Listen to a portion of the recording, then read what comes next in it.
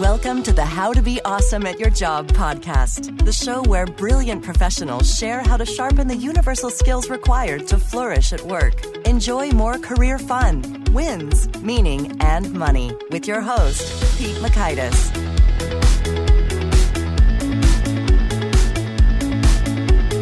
Hello, and thanks so much for joining us here for episode 155 with Jim Tamm. Jim brought some fresh perspective when it comes to effective collaborations, all about managing your defensiveness. So you're going to learn, 1, why managing your defensiveness is a hidden key to effective collaborations. 2, the 3 biggest drivers of defensiveness. And 3, how to stay curious instead of furious.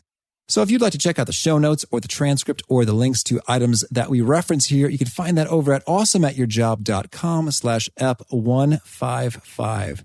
While at awesomeatyourjob.com, I recommend you check out some of our great resources from the Gold Nugget email list, which summarizes the best wisdom from each guest in an email you can read in under 2 minutes, or the 10 Days to Winning at Work email course filled with tactics to slash through the waste at work to free up more time. And if you're driving unable to do that, well, when you come to a safe stop, you can also join via text by texting the word NUG, N-U-G, to 444-999. And you can hop on board that way. Now, here's Jim's story. For about 25 years, Jim was a judge dealing with collective bargaining disputes. He has mediated more school district labor strikes than any other person in the United States. Now he teaches collaboration skills in the Talent Development Program at Harvard, the International Management Program at the Stockholm School of Economics, and the Leadership Academy of the University of California. His book, Radical Collaboration, has been on Amazon's top seller lists for collaboration, negotiations, and organizational psychology books for 11 years. Now, here's Jim. Jim, thanks so much for joining us here on the How to Be Awesome at Your Job podcast. My pleasure. Well, I'm so excited to dig into your wisdom. I enjoyed seeing your TEDx talk. But could you start us off by sharing a bit about your background before was in law? You were a judge for years. How does that kind of carry over to your current area? Yeah, well, my story starts back in the 1980s when I had been a judge there for a number of years in California, and I had jurisdiction in collective bargaining disputes, which are pretty hostile environments most of the time. And when I worked for the state, we kept seeing the same organizations coming through our system over and over again with litigation. And we were trying to figure out why some organizations had so much conflict and so much litigation, and other organizations seemed to be so much more collaborative and so much more effective, and we never saw them. Because these conflicted organizations, this was costing the state of California just a huge amount of money. Not just in judges' salaries, but primarily in lost productivity. Mm-hmm. So a small group of us got together within the state, and we got a big grant from the Hewlett Foundation, Hewlett-Packard, did a lot of research, and then based on that, put together a program to try to teach the more adversarial organizations how to be more collaborative. The results were just wildly successful. The number of people that described their working relationships as conflicted and adversarial dropped by almost 70%. All right. The number of people who said they had a high trust in their relationships increased by 50%. The measurable conflict, things like unfair labor practice charges, requests for mediators or fact finders, we reduced that by 70% in over 90 organizations, which just saved the state of California a huge amount of money. So much so that the state legislature set up a nonprofit foundation to keep offering the training to public sector groups. But if you look at those differences, reducing the conflict in organizations and increasing trust, that just makes a huge amount of difference in the quality of the work life for the people that were living in those situations. Now, most of this was done in school districts too when we first started out. So it not only made a difference in the quality of life for the employees, but I think it made a huge difference for the students and the quality of their education. Absolutely. I live here in Chicago, and there have been a number of strikes here with Chicago public schools. And it's a bummer. I think about the kids. Like, man, they're just sort of losing out there. It's tough. I believe that I have mediated more school district labor strikes than any other person in the United States. And one of the benefits that we saw through this project in California is that all of a sudden these students had role models for how people could solve problems without going to war or destroying the neighborhood. Because, if there's a school strike, that causes chaos in a neighborhood. Mm-hmm. Some of the strikes that I mediated, kids were, I can think of one in 50,000 kids out on the streets for almost 5 weeks. I mean, that does real damage to a neighborhood. So not only do they become more effective at work, but they set a good role model for students about how they ought to be, more effective in resolving conflicts and building relationships. So after that, I ended up writing a book about that experience, and my life changed at that point.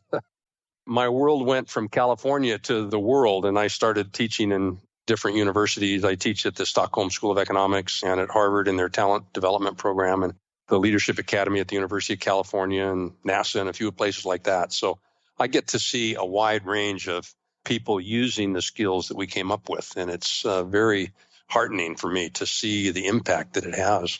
That's so perfect. And that's why I've warned you on the show so much, is that is a critical set of skills that can make all of the difference in the world and is highly applicable. Whatever your industry or function, you got to have that. The skills that we found to be essential are very general skills, and they work whether you're talking about an R&D center or a higher education, or whether you're talking about heavy manufacturing and mining, or the public sector or the private sector or a nonprofit. They are just general skills that help people be significantly more effective at collaboration. And they work not only in different kinds of organizations, but different kinds of cultures as well. They'll work whether you're talking about Uzbekistan or whether you're talking about Japan or Mexico or the US or Sweden. It's very general skills. So people can learn these skills in a very short period of time and practice them, without a lot of effort. This is not rocket science or brain surgery. And it can make a big difference in an organization and a big difference to the individual as well in a very short period of time. Well, I'm all in. I'm excited. I'm intrigued. So, lay it on us, Jim. What are the keys here? How do we make that happen? Well, I think the biggest thing is getting people to be better at managing their own defensiveness. Managing defensiveness. I think defensiveness, more than anything else that I've ever seen in my career as a judge, causes more problems than anything else. In 25 years dealing with other people's conflict in the workplace, I almost never had to deal with pure legal issues. People were almost always before me because somebody would start feeling vulnerable, and then they would get defensive. And when we get defensive, our thinking becomes rigid. Our IQ drops about 20 points, and we simply become stupid. And then not only are we terrible problem solvers, but we invite everybody else in the room to become a bad problem solver. And then what you end up with is a whole room filled with people who can't solve a problem, which, in my history, the technical term for that is litigation. And it's very expensive.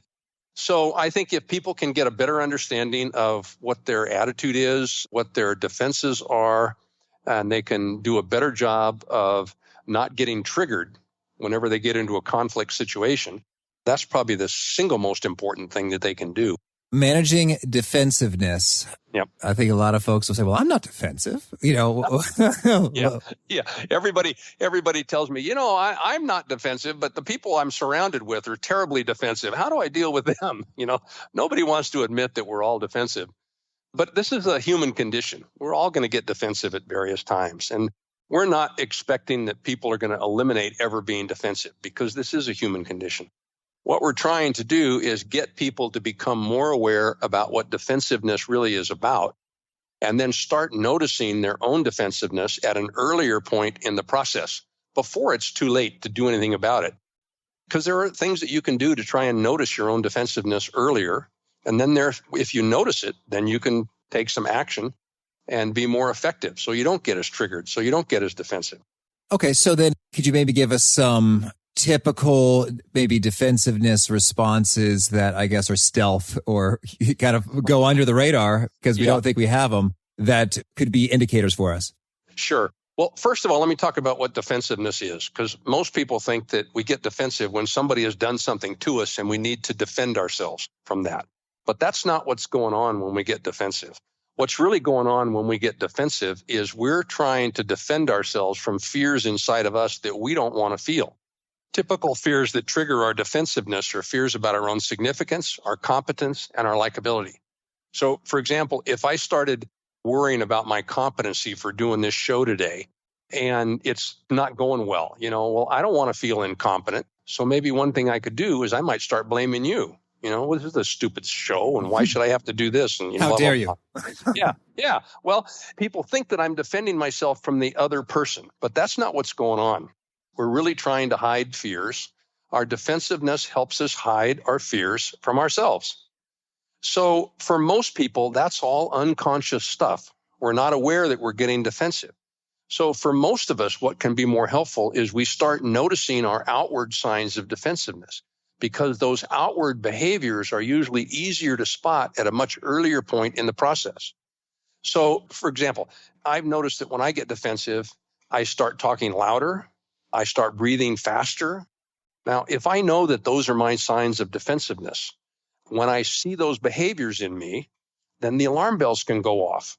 Ding, ding, ding. Hey, Jim, pay attention. You're doing that thing again. And even though I may not feel that fear inside of me, I can pay attention to those defenses. So one of the things we try to do is we try to get people to create their own early warning system. And we've got a list of 50 different signs of defensiveness. There's things like loss of humor, or high charge of energy in the body, or a sudden drop in IQ, wanting the last word, playing poor me, withdrawal into deadly silence or sarcasm, not wanting to negotiate, blaming, mind reading, all those kinds of things.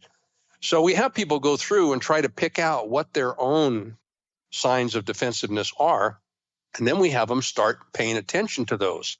So when they see those, they can start doing things that will reduce the damage that their defensiveness causes. For example, just noticing it is a big deal. They acknowledge that they're getting defensive. They check any assumptions that they're making. They notice their self-talk. If you're going into a meeting and you notice that little voice in your head saying, this is not a good time for me. I'm going to look stupid. They're going to think I'm not very competent. So if you go into a meeting with that way, it's certainly going to undermine you, and you're bound to get defensive. So start noticing the self-talk, and then come up with your own little action step. If you know that when you start getting defensive, you have a sudden drop in IQ, maybe you can go hide in the bathroom for 5 minutes and let your brain catch up with the rest of your body. If it's flooding with information to prove a point, maybe you just shut up for 10 seconds.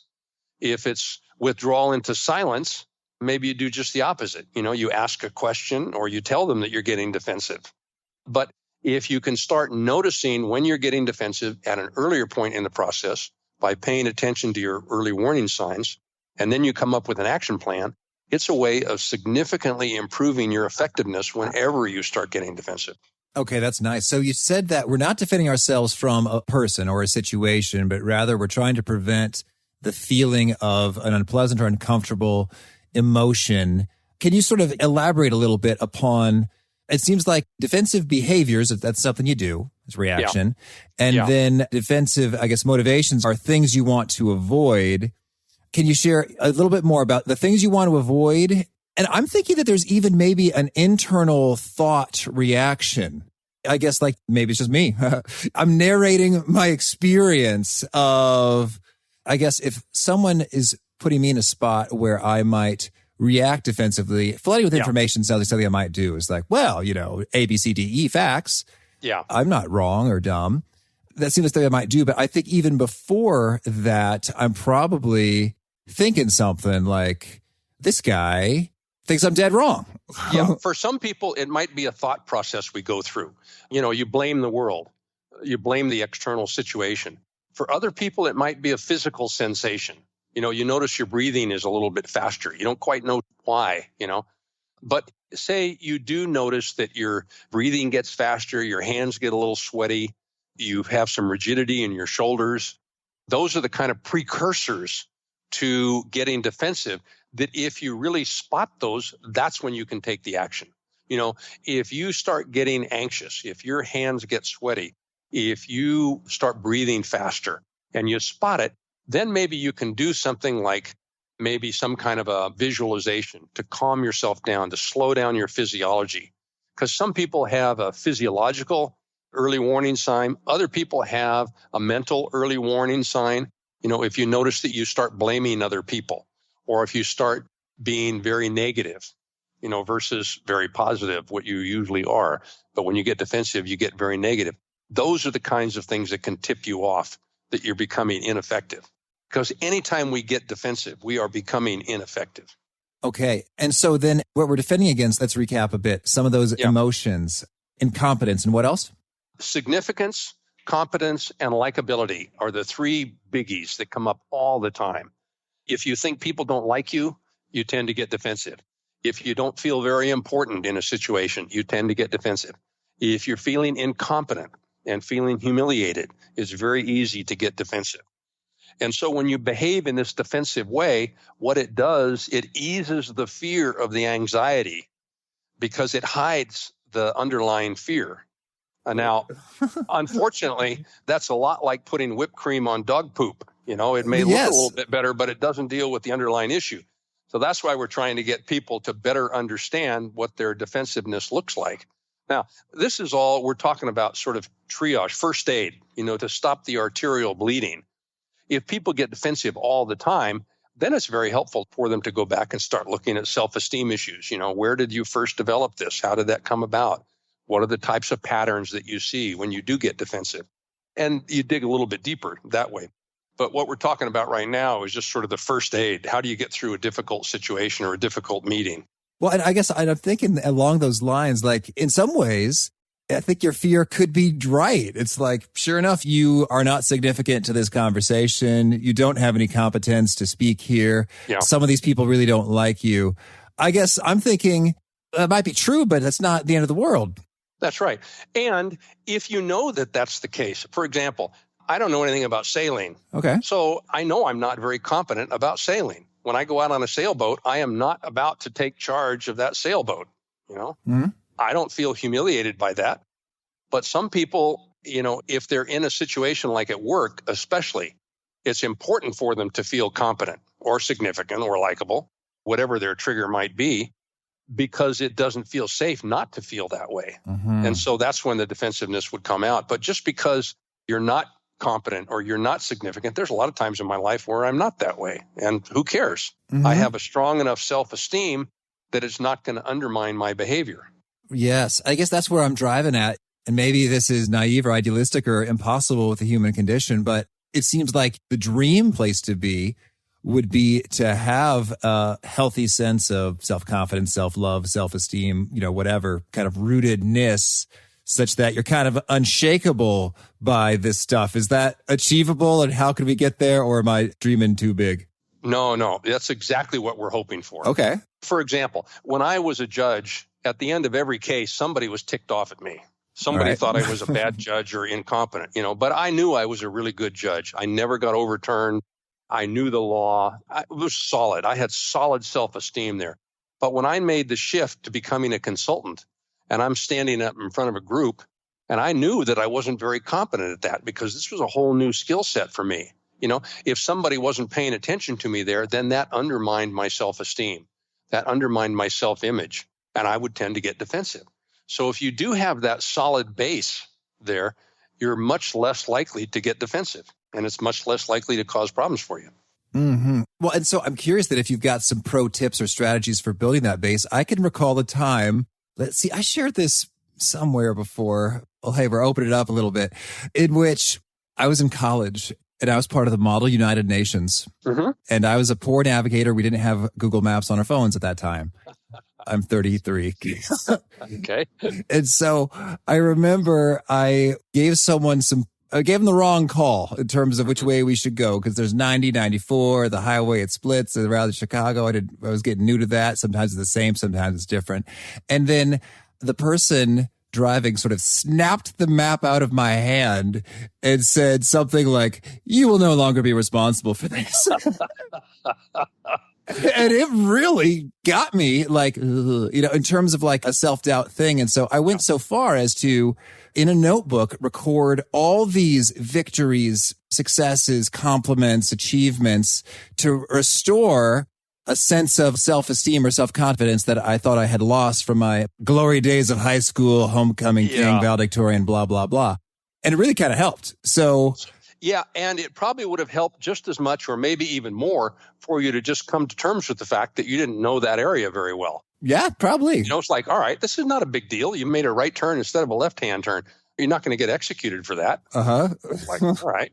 But because your self-esteem was wrapped up in that, that's what caused the reaction. It wasn't that the other person, that it was a big deal that someone pulled the map out of your hands or that you made a wrong decision. It was that you were judging yourself more than they were judging you. Yeah, I think in a way that's where we're really getting deep here. I think it's true because at the time I was really kind of investing a lot of myself in, the student organizations and leadership and writing a book on student leadership. And I was like, well, I am the rock star student leader. Right. And if I can't even tell our driver which way to go to get to the conference, then maybe I am not very good at this or anything. Well, it's the same situation I was talking about when I was a judge or a new consultant. If somebody wouldn't listen in class, I knew that I wasn't very good at what I was doing. And so that made me feel less competent because what they were doing, them not listening to me, was reminding me of my own fears. And so I would take it out on them. You're an idiot. You're not paying attention. You should go outside and leave, blah, blah, blah, that kind of stuff. But that's all defensiveness on my part. That didn't have much to do with this other person not listening very well. Mm-hmm. So if I can understand that when you get your button pushed, the tender spot that's inside of you is the button that's being pushed. It's not what the other person is doing to you. Okay. It was your own self-judgments about not being a good leader that was causing your button to be pushed. It wasn't what the other person, pulling the map out of your hands. All right, I'm with you. So once we kind of face the triage, the managing defensiveness in the heat of battle, what are some steps to take when you're not on the front lines to build that sort of health, mental awareness, self-confidence? I think one thing is to actually get good at the thing. But beyond that, are there some psychological things that one should do internally? Well, I think, first of all, know what your skill sets are. Mm-hmm. Try to improve the skill sets. There are a lot of things that I could do when I was a new consultant. I could practice standing up and giving speeches. I could videotape myself. That's all ways that I can improve. So depending upon what the skill set is that you're trying to build, there are easy ways that you can do that. Beyond that, I think it's helpful for you to notice what your attitude is towards yourself as well. We have a thing called a red zone and green zone. A red zone is a very adversarial type of attitude. It's very conflicted. It's very harsh. It's judgmental. And then as opposed to a green zone attitude, which is more supportive, more collaborative, less conflicted. And we talk about those type of cultures in organizations, but people can have those attitudes towards themselves as well. So if you have a very red zone attitude towards yourself, every time you make a mistake and you start beating yourself up, guess what's going to happen? You're not going to start noticing whenever you make a mistake because that's a painful experience for you. Mm-hmm. It's like trying to get a turtle to stick its neck out by pounding on the shell. If you beat yourself up every time you notice that you want to do something differently, that's not a very good way for you to encourage new behavior. So you need to be a little bit less judgmental towards yourself, or we all need to be that towards ourselves, a little bit more accepting. It's like, all right, well, I made a mistake. I wonder what that was about. How can I avoid that in the future? Rather than, oh, I'm an awful person, Mm-hmm. So having that kind of a self-attitude will make a difference. And then if you start noticing that towards yourself, that's going to make a difference in the way you treat other people too, whether you have a red zone attitude or a green zone attitude. Okay. Excellent. Thank you. Well, so you've got so much good stuff to share. Maybe I'll just kind of focus on a couple pieces before we hear about your favorite things. Okay. What's your take when it comes to, when you're doing this collaborative stuff, for doing a better job when it comes to really listening and understanding other people and what's going on there? I think there's probably several things that you can do that are very helpful. Number one, start noticing what your own attitude is, whether it's a red zone attitude or a green zone attitude. And just doing that yourself over time will make a difference. At the Stockholm School of Economics, where I teach in their international management program, every year they have to do a class project. But several years ago, they took on this issue of the red zone, green zone. And wherever they were in the world, several times during the day, they had to write down in a little notebook whether they had a red zone attitude or a green zone attitude. They didn't have to try to change it or do anything else about it. They just had to notice it. Then they collected all this data and they analyzed it. And what they found was at the beginning of the project, more often than not, most of the participants were operating in the red zone. They had an adversarial, conflicted attitude. simply by paying attention several times during the day. By the time they got to the end of the project, more often than not, most of them were in the green zone and they were behaving differently. They were significantly more effective at collaboration because they had a different attitude. So that's one thing you can do, is just start paying attention to your own attitude. The second thing is start being aware of when you're getting defensive at an earlier point in the process. This is what I was talking about earlier. Know what your signs of defensiveness are. Know what you can do about it. Come up with an action step. Sometimes it's a visualization. Sometimes it's a sentence that you say, but be able to spot it and then do something about it. And then I think another thing that's very helpful is we found one of the really essential skills at being good at collaboration is being able to negotiate your way through conflict in a way that supports relationships rather than undermines relationships.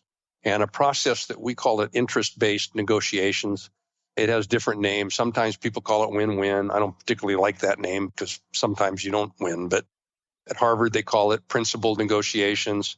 Basically, what you do is instead of looking for solutions early on, what you try to do is put your energy into understanding what the underlying interests are of all the parties. And if you have a really good understanding of what all the interests are, you have a much better chance of finding a solution that meets as many of the interests of both parties involved in any kind of a dispute or any kind of a difference. So that's a great process to use. Just become better at negotiating your way through conflict in a way that supports relationships. And then, of course, being better at listening, too. Listening is such an important skill. I think it's one of the more important skills that we have for building depth and intimacy in relationships. And if people are bad listeners, boy, it sets other people off. They do not like it. And if you're a good listener, people really open up to you. So listening is more than just keeping your mouth shut, but that's a pretty good start. So if you do that, if you have a curious attitude rather than a furious attitude, why are they saying that? Summarize what you're hearing and, play it back to them to check for understanding. Those are all really great tools that are going to help you in those situations. All right. So for the great listening, it's shut your mouth, have a curious attitude, rephrase, synthesize, summarize what you've heard. If you say curious versus furious, I think of Curious George versus Furious George, the little monkey. Yeah, exactly. Exactly. That's the difference between a red zone attitude and a green zone attitude. A red zone attitude is furious. If somebody makes a mistake, you get furious, you get upset. Versus if somebody makes a mistake, you get curious and you wonder, all right, how did that happen? Did I play any role in that? Did I contribute in any way? What can we do to change that in the future?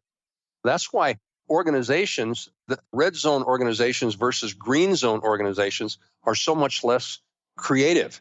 Because in a red zone organization, if you try something new and it fails, people get blamed.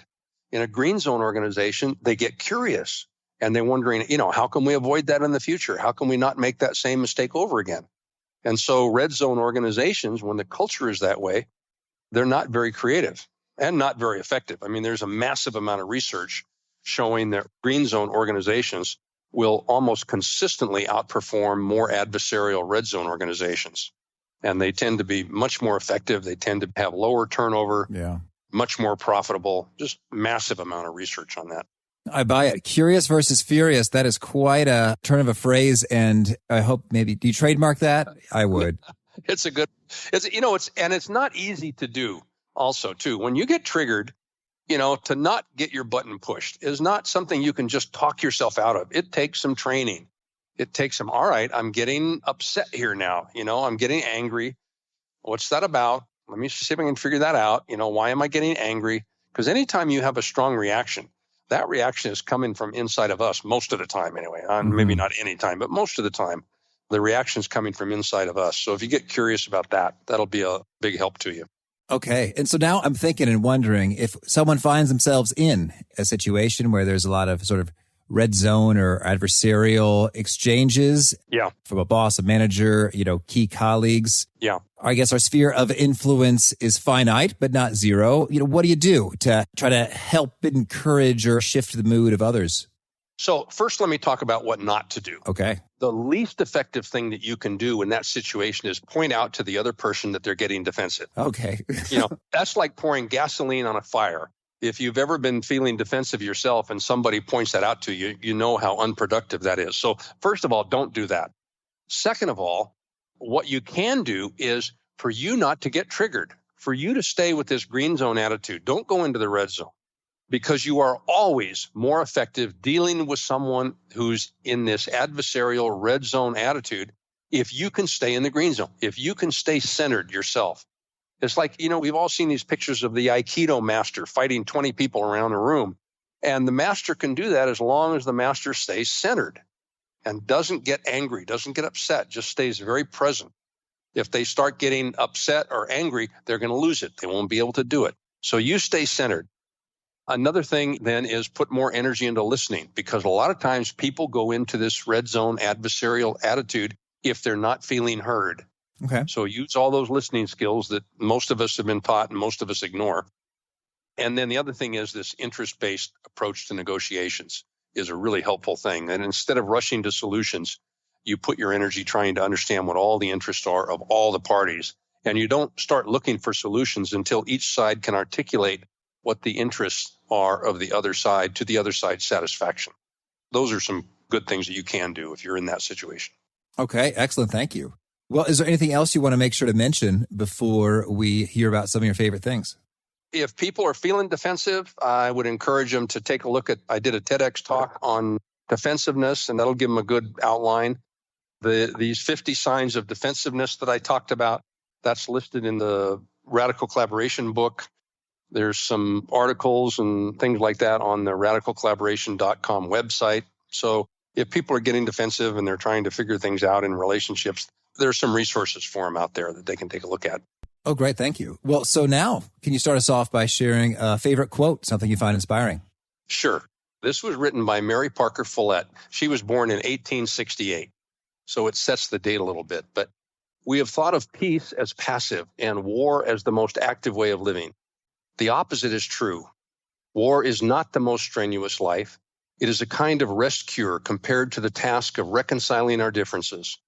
From war to peace is from the futile to the effective, from the destructive to the creative way of life.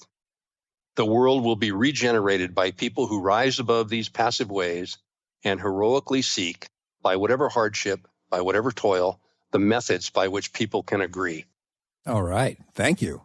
And how about a favorite study or piece of research? I guess the favorite research is done by Cotter and Heskett. Jim Heskett, John Cotter. They're both Harvard professors. Oh, we had Cotter on the show, yes. Did you really? Well, Yeah. They're great. They're great. I don't know whether he talked about his book, Corporate Culture and Performance, but they did an 11-year study. It started with over 200 corporations, all listed on the New York Stock Exchange, big global organizations. And they were looking at organizations that had clearly defined company cultures that were either, they called them enhancing, supportive, or non-enhancing, non-supportive. And they fit very closely into this concept of red zone, green zone. And over an 11-year period, the more collaborative cultures outperformed the more adversarial cultures significantly. The green zone or the collaborative cultures, their net income improved 756%. The red zone unsupportive organizations improved 1%. The stock price was up over 800% more in the collaborative cultures, revenue over 500% more. So it's just the most detailed and supported research study over time showing that a collaborative environment and an individual that is skilled at collaboration can make a big difference. Excellent. Thank you. And how about a favorite book? Well, probably I would say Getting to Yes. Roger All right. Fisher, Bill Urey. I used to say it was the best book on the subject. Now I think it's the second best book on the subject, but it's still a favorite of mine. I like Radical Collaboration better because it includes some other skills. Okay. Thank you. And how about a favorite tool? I suspect you were talking about a different kind of tool, but my immediate reaction to that was my favorite tool is a chainsaw. Nice. I'll take it. Well, I had a vacation home and we had some partners in there, and I noticed that there was a difference. That one of our partners was a paintbrush and chisel person, and I was a chainsaw and sledgehammer person. And I thought, it's just good to know what kind of a person you are. If you're talking about business tools, I would say the internet and email is probably the most helpful thing. It's both a blessing and a curse, though. It creates everything painfully fast. and we don't have time to think much about it. People want instant responses. And so I miss the days when cutting and pasting was actually cutting with a pair of scissors and pasting something, where we could sit down and have time to think about it. Oh, thank you. And how about a favorite habit, a personal practice of yours that helps you be effective? I think noticing an attitude, and then anytime that I have any differences with people, I try to ask myself, what are the interests of everybody involved here? Those two things make a huge difference, I think, in effectiveness. And now when you notice the attitude, you mean that your own internal attitude? My own attitude, whether I have a red zone attitude or a green zone attitude. Am I feeling adversarial? Do I have a chip on my shoulder? Or am I, more generous with both myself and other people? All right. Thank you. And is there a particular articulation of your message, a nugget that tends to get retweeted or folks really nodding and taking notes when you say it? Well, I think probably that nothing will help you be more effective at collaboration or resolving conflict or building relationships more than better managing our own defensiveness.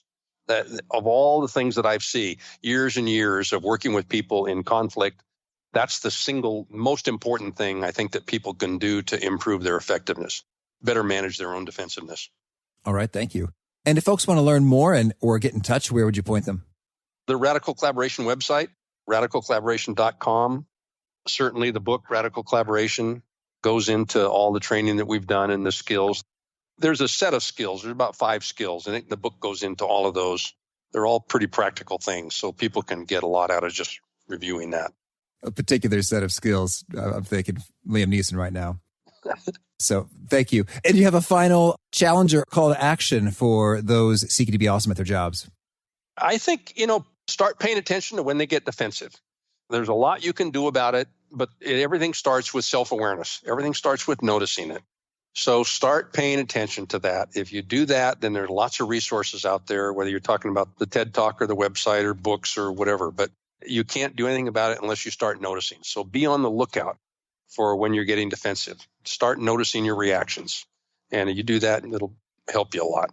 Perfect. Well, Jim, this has been so much fun. Thank you for making this time, and keep on rocking. My pleasure. Nice talking with you, Pete. I really love what he had to say about being curious instead of furious. And not just because it rhymed, but also because it's a theme that's sort of come up a number of times from guests associated with to be likable, for example, with Arel Moody. He talked about being curious to dig into some things that people want to know, or to build more sense of a connection with folks. You want to get a sense for, what makes them tick. Episode 100 with my Uncle Topper tackled that issue there. And so it's a nice contrast from I am enraged at this person for being an idiot to, I wonder what makes them tick that way. And it can make all the difference in terms of keeping your cool and thus remaining effective. So if you'd like to check out those resources here, the show notes or the transcripts or the links to items that we referenced, it's over at awesomeatyourjob.com/ep155. And I do hope you'll push the subscribe button if you haven't already so you can catch folks like our very next guest. This is fun. We got Cheryl Strauss Einhorn, and Cheryl has a book and problem-solving approach so good that Tony Blair loves it and insisted on writing the foreword to her book. So I hope to catch you then, and peace. Thanks for joining us for today's episode. To get the most out of this conversation, visit awesomeatyourjob.com to find today's show notes, transcript, and infographic summary cheat sheet. For more entertaining professional skill sharpening, be sure to subscribe to catch the next episode of How to Be Awesome at Your Job.